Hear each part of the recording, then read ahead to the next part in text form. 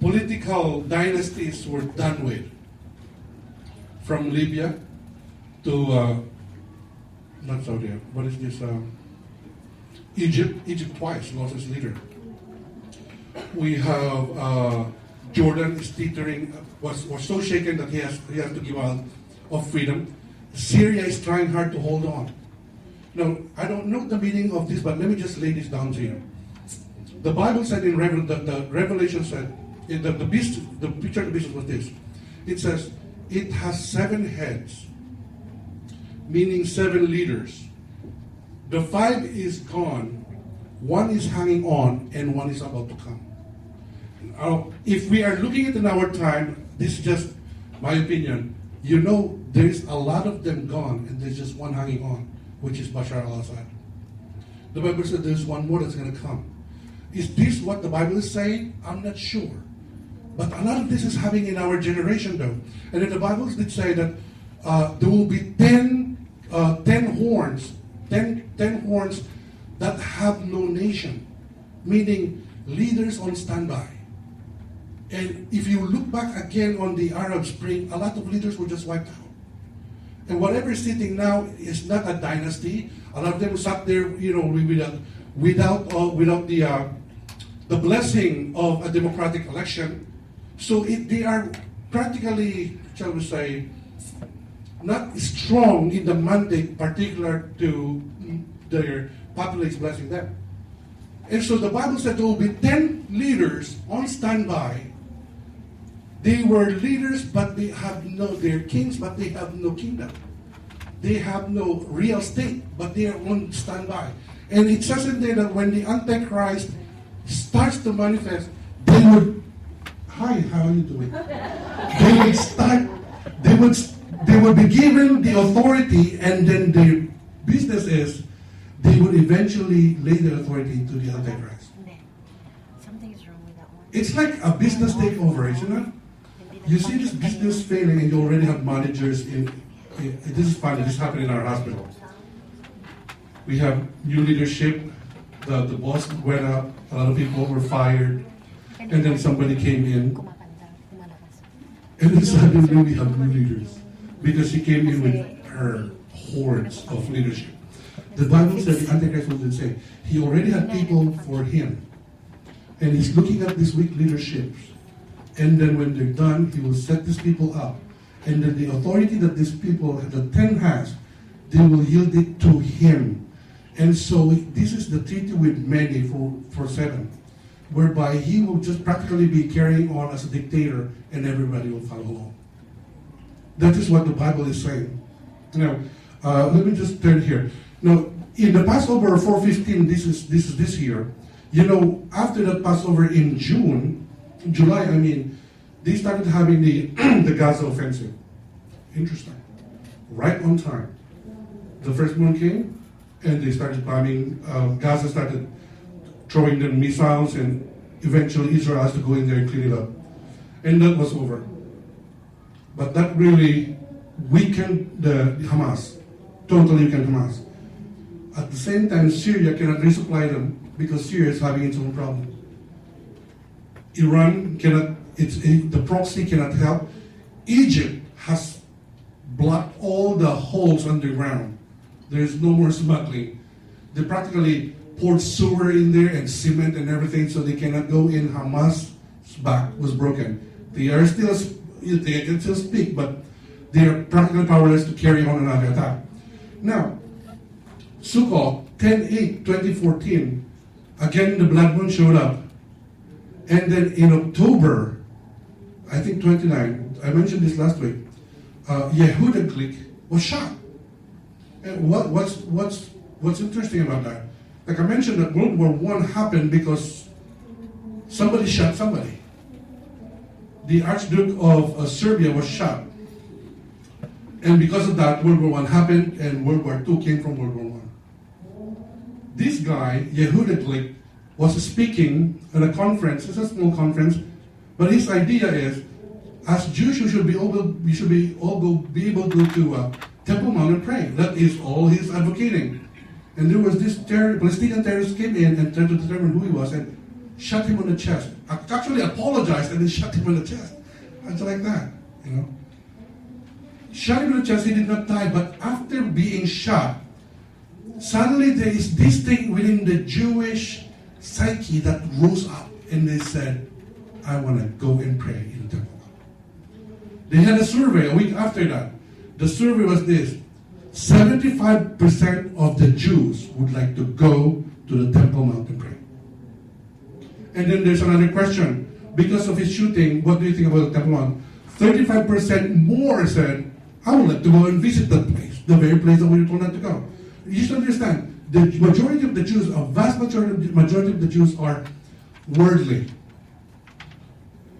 Like the people who are not here right now. Just to make you feel better. Meaning, they are Jews, but they don't. Do you know that you know the Old Testament more than they do? They don't know the Old Testament. They don't know where it is. They speak Hebrew, but they don't know a lot. They're worldly, but because of the shooting, suddenly something stirred up inside and said, I am a Jew, I want to go back and establish myself with my Adonai. I want to worship Yahweh, I'm going to go there. That was the effect of the Sukkot blood moon. And then because of that, there was almost an intifada again, where Jordan pulled out his ambassador from Israel, and the Palestinians from West Bank this time. Remember, Gaza was the one on July. And then October was Gaza this time, fighting Israel, throwing stones, throwing firecrackers and everything, and hiding in the Al-Aqsa Mosque. And it was like people on their own would just ride their car and run over Jews. You see this in the news. And because they don't have a gun, they would just, two people actually took butcher knife and went over to a synagogue and started hacking people. Because they believe that that Israel will take over the Temple Mount. Because of what happened to Yehuda clique.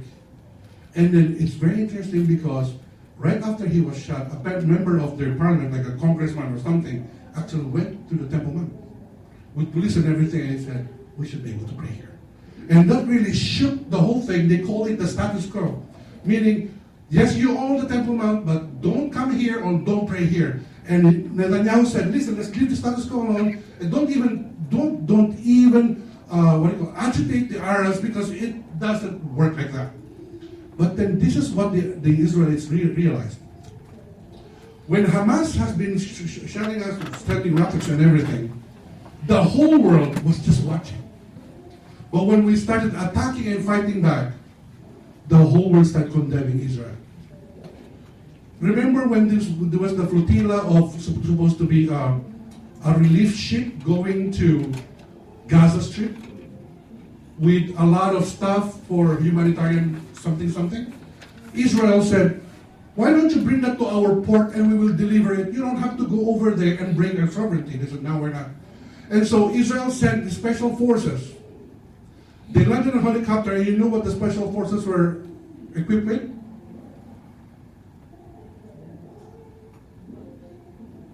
Paintball. Paintball, because they don't want to kill them. They came down with a paintball and started using the paintball.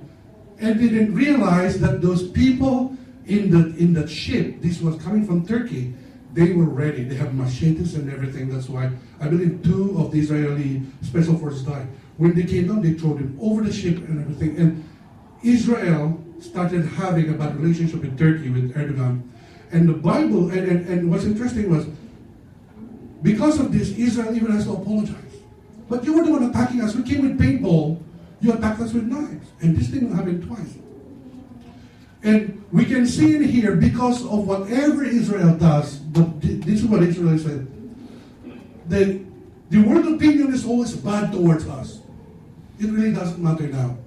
Nobody will watch for us except us. Obama made it worse. He wrote a personal letter to the president of Iran. He said, well, I don't know what it says there, but the content was like this. Yo, man, I need you to watch my back or something like that. It's because Israel, all the world nations are supposed to confront Iran around November 27 or 29 to tell them to do something about the nuclear power plant project and get rid of it to make, he's trying to build some nuclear bomb. Israel is saying, that bomb is for us, it's not for anybody else but for us. Because the president is saying, we're going to fry the Jews. We're going to obliterate it. That's his speech the whole time.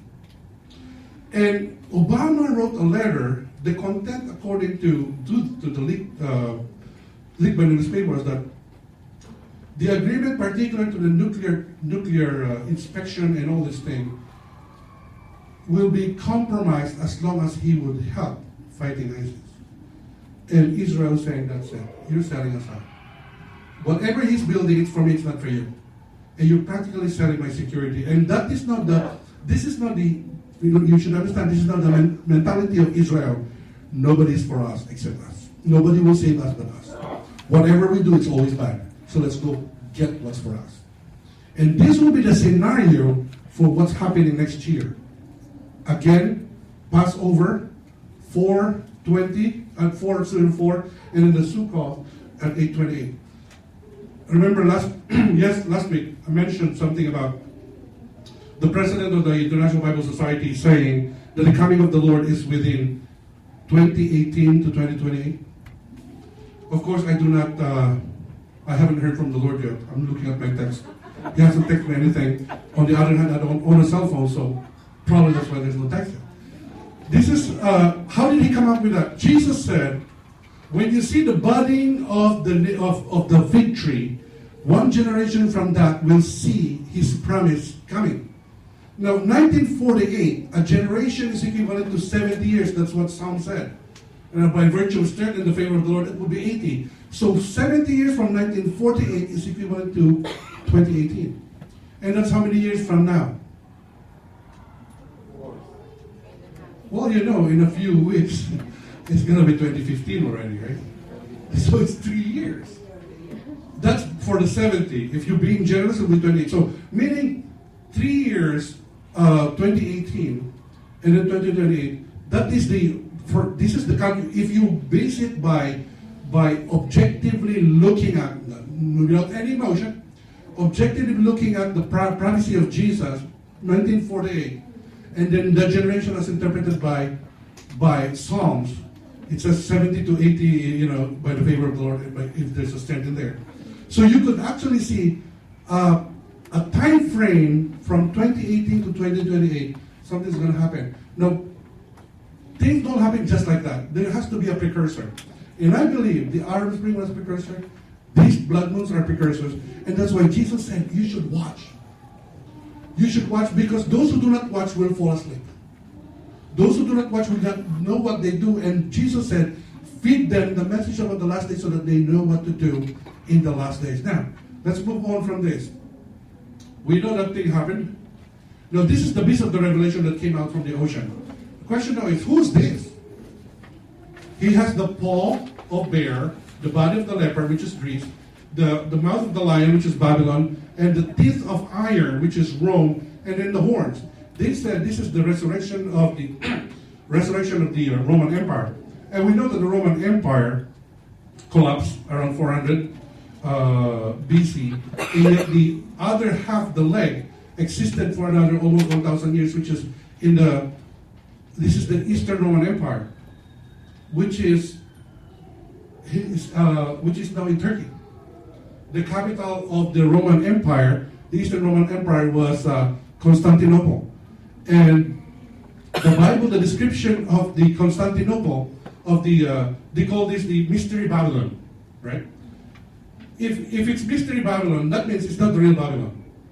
I mean, what the mystery Robert is here? Like, cannot be mystery. I'm already Robert. I cannot be. Meaning this is another Babylon.